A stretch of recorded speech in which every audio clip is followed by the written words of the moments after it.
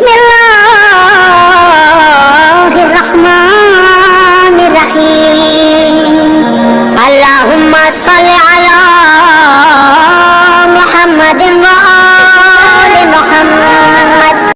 ایک جوان کہتے ہیں بڑا گنہگار تھا، ایران کا رہنے والا ہوتا ہے جوان دوستیوں کے چکر میں، تو ایسا ہی جوان تھا دوستوں میں پرائیویسیز میں اور سلام عزیز خدا، سلام امید جہاں۔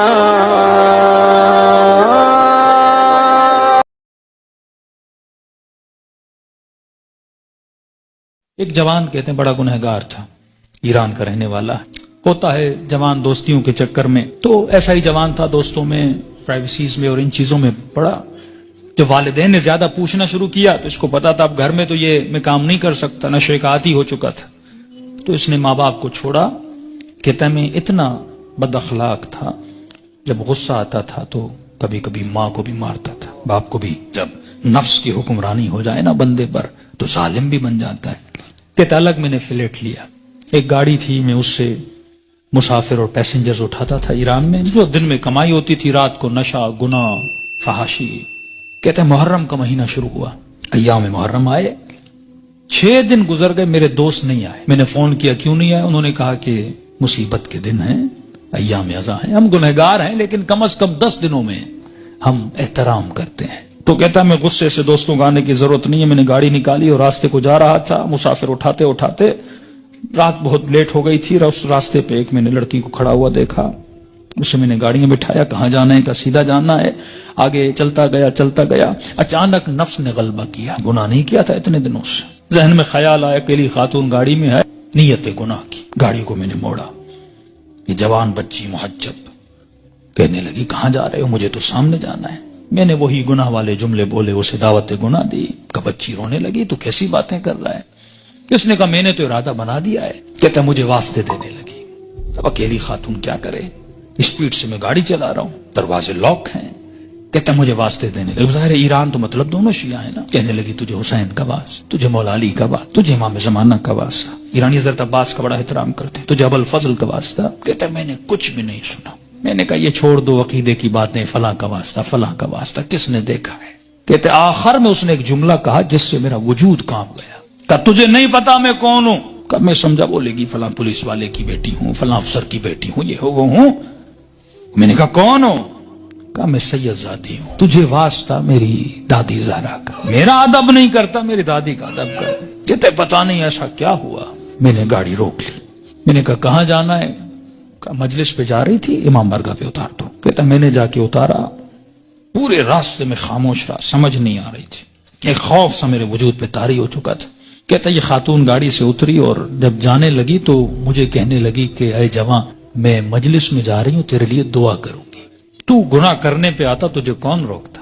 میں اپنی دادی زہرا سے تیری سفارش کروں۔ میں نے سارے واسطے دیے، تو روکا نہیں، لیکن جب تم نے میری دادی کا نام سنا تو رک گیا۔ اہل بیت فرماتے ہم بڑا احترام کرتے ہیں اس بندے کا جو ہماری دادی کا احترام کرے۔ یہ جوان کہتا ہے میرے وجود میں گویا ایک انقلاب سے، ایک عجیب سی سچویشن تھی، بس دل کر رہا تھا میں روں۔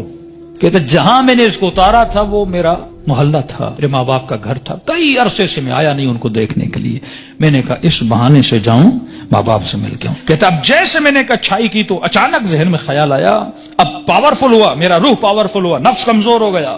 میں نے نفس کو مارا، اس کے گلے کو گھونٹا، اور میں نے اپنے روح کی آواز کو سنا تھا۔ اب اچانک میرا روح پاورفل ہوا، میں گھر کی طرف گیا، گھر کا دروازہ کھولا، اندر گیا، گھر میں کوئی نہیں تھا۔ کہتا میں نے ٹی وی کھولا، اتفاق سے ٹی وی پر ایک ایرانی ذاکر کربلا کے مسائل پڑھ رہا تھا۔ کہتا میں سن بھی رہا تھا، رو بھی رہا تھا، اور اچانک جب میں نے چینل بدلا تو جنت البقیع دکھایا جا رہا تھا، سیدہ کی ٹوٹی ہوئی قبر دکھائی جا رہی تھی، اور ذاکر بتا رہا تھا کہ نبی کی بیٹی اتنی مظلوم ہے کہ اس کی قبر کا کوئی نشان بھی نہیں ہے، ہمارے گھروں پر بھی چھتوں کا سایہ ہے لیکن نبی کی اولاد کی قبروں پر کوئی سایہ نہیں ہے۔ اس نے سارے مسائل پڑھنا شروع کیے، اتنے درد بھرے مسائل، کہتا میرا دل پھٹنے لگا جب میں نے سنا اتنی بے احترامی نبی کی بیٹی کی، تو کہنے لگا سیدہ میں اتنا بڑا گنہگار ہوں لیکن میں نے آپ کی بیٹی کا احترام کیا. ایسے تھے جنہوں نے نبی کی بیٹی کا احترام نہیں کیا. کہ تب جب رونے لگا تو مجھے اپنے گناہ، اپنی خطائیں، اپنی بدکاریاں سب یاد آنے لگی. جتنی میری اندر کی کثافتیں تھیں گویا کسی نے سامنے لا کر کھڑی کر دی تھی. اب میں رو بھی رہا تھا، اللہ سے معافیا بھی مانگ رہا تھا. اتنے میں میری ماں گھر آئی. جس ماں کو مارتا تھا اتنے سالوں کے بعد جب ماں نے مجھے دیکھا، کہتا ہے جیسے مجھے دیکھا تو دیکھ میں رو رہا تھا. کہتے جیسے مجھے دیکھا تو بڑے پیار سے میرے ماتھے کا بوسہ دیا اور کہنے لگی رضا تو وہ نہیں جو یہاں سے گیا تھا، مجھے بدلا بدلا لگ رہا ہے. تو میں نے رو کر کہا کہ اماں مجھے سیدہ نے بدل دیا. کہتے ہیں معافی مانگنے لگا، ہاتھوں کا بوسہ لیا، ماں کے قدموں پہ گرا کہ اماں مجھے معاف کرنا، میں بہت برا تھا. جب میں زیادہ رونے لگا تو ماں نے کہا بیٹا یہاں نہیں رو، امام بارگاہ میں مجلس ہو رہی ہے. معصوم کا فرمان ہے کوئی بھی دنیا کی مصیبت آئے نا ایسے نہ رویا کرو. بیوی چھوڑ کے جاتی ہے، بچے بدتمیزی کرتے ہیں، رزق میں پریشانیاں آتی ہیں، بندے کا دل کرتا ہے روؤں. کہتے ایسے اپنے آنسوؤں کو ضائع نہ کیا کرو، ذکر حسین کو یاد کیا کرو، مصیبت اہل بیت کو یاد کیا کرو. ان آنسوؤں کی قیمت بڑی ہے، ان کو ایسے ضائع نہ کیا کرو. غم حسین میں، مناجات خدا میں، توبہ میں بہایا کرو. تو ماں نے کہا حسین کی مجلس میں جاؤ. کہتا ہے اتنے سالوں کے بعد جب محلے میں گیا تو محلے داروں نے دیکھا ارے وہ جوان جو اتنا گمراہ تھا آج ذکر حسین میں رو رہا ہے، اس کی زندگی میں انقلاب بپا ہو گیا. کہا کہ جب سے گیا اس کی ماں کہتی ہے یہ خادم بن گیا حسین کا، یہ عزاداروں کے برتن دھوتا، کبھی جوتیاں بناتا، کبھی وہاں پہ ان کے لیے چائے رکھتا، دن رات خدمت کر رہا ہے کہ پورے محلے نے گواہی دی کہ یہ اس سے سچا عزادار ہم نے دیکھا نہیں ہے. کہتے ہیں 1-2 مہینے گزرے، ایک قافلہ بنا کربلا جانے کے لیے. تو لہٰذا اس قافلے سالار جو تھا مسجد کا ہیڈ بھی تھا، پریزیڈنٹ بھی تھا، اس نے اسے بلایا کہ رضا ادھر آ، ایک جوان کو ہمارے ساتھ چلنا تھا جو ہیلپر تھا لیکن وہ بیمار ہو گیا ہے. میں اتنے دنوں سے سوچ رہا تھا کسے لے کر جاؤں اس کی جگہ پر. اچانک ذہن میں خیال آیا تجھ جیسا نیک جوان ہے، اسے لے جاؤں حسین کی زیارت پہ.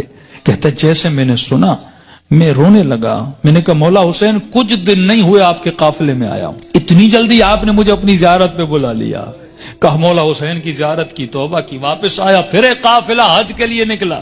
کہ رضا قافلے والے اور محلے والے بول رہے ہیں جب تک یہ جوان چلے گا تو ہم چلیں گے، کیونکہ ہم نے اس سے اچھا خادم نہیں دیکھا، اس سے اچھا محبت کرنے والا نہیں دیکھا. کہ تب تو پاؤں سے زمین نکل گئی کہ سیدہ اپنے بیٹے کی زیارت بھی کروائی، اب اپنے جنت البقیع بھی مجھے بلا لیا. کہ اتنا بڑا شرف مجھے ملا. گویا زندگی بہار بن چکی تھی. جب سب کچھ کر کے واپس آیا، اس کے محلے کا ایک نیک متقی پرہیزگار تاجر تھا، بزنس مین تھا، وہ اس کے باپ سے ملا. کہنے لگا کہ میں اتنے دنوں سے دیکھ رہا ہوں ایک جوان میں اتنا انقلاب آ جائے، مجھے سمجھ نہیں آ رہا. مطلب یہ ارادے کا اتنا مضبوط ہے، یہ اور بن چکا ہے. میں چاہتا ہوں کہ اپنی بیٹی کا رشتہ اس سے کرواؤں. اس نے کہا کہ میں اپنے بیٹے کی گارنٹی نہیں دیتا، تجھے پتا ہے 4 مہینے پہلے کیا تھا اب کیا ہے، بات کرنی اس سے جا کر خود کر. اس کے پاس ہے. کہنے لگا رضا اپنی بیٹی دینا چاہتا ہوں لیکن ایک وعدہ دو. کہ کون سا وعدہ؟ کہ وعدہ یہ دو کہ پھر حسین کو چھوڑو گے نہیں، یہ دروازہ چھوڑ کے جاؤ گے نہیں. کہنے قبلہ میں اپنی ہر نماز میں دعا کرتا ہوں اے خدا وہ دن میری زندگی کا آخری دن ہو جب میں حسین کے ہاتھ کو چھوڑ کے چلا جاؤں. کہتے کل رشتہ لے کر آ جانا. کہتے یہ جوان اپنے ماں باپ کے ساتھ رشتہ لے کر گیا.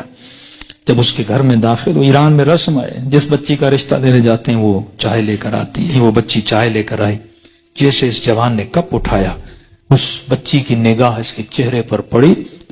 کہتے ہیں ہاتھ سے وہ ٹریل گرا اور چیخ مار کے بے ہوش ہو گئی. کمرے میں لے گئے.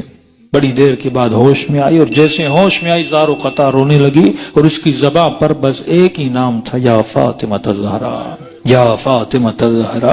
ماں پریشان، بیٹی رو کیوں رہی ہو؟ ایسا کیا دیکھا؟ یہ جوان پریشان، اس کے ماں باپ پریشان، ایسا کیا ہوا؟ کہتی اماں اللہ کی قسم ہے کل رات میں نے خواب میں سیدہ فاطمہ کو دیکھا تھا، مجھے سمجھ نہیں آ رہا تھا. کل رات بی بی اسی جوان کا فوٹو مجھے دکھا رہی تھی اور کہہ رہی تھی کہ تو میری چاہنے والی ہے، جب اس کا رشتہ آئے اسے انکار نہ کرنا، اس نے میری بیٹی کا احترام کیا تھا. تبھی فرمایا جب تو ایک قدم اہل بیت کی طرف جاتا ہے وہ 10 قدم آگے بڑھاتے ہیں. لیکن سوال یہ ہے کہ یہ قدم اٹھیں، زندگی میں ان کو راضی کرو جن کے راضی ہونے سے خدا راضی ہوتا ہے. اللهم كل وليك الحجة ابن الحسن صلواتك عليه وعلى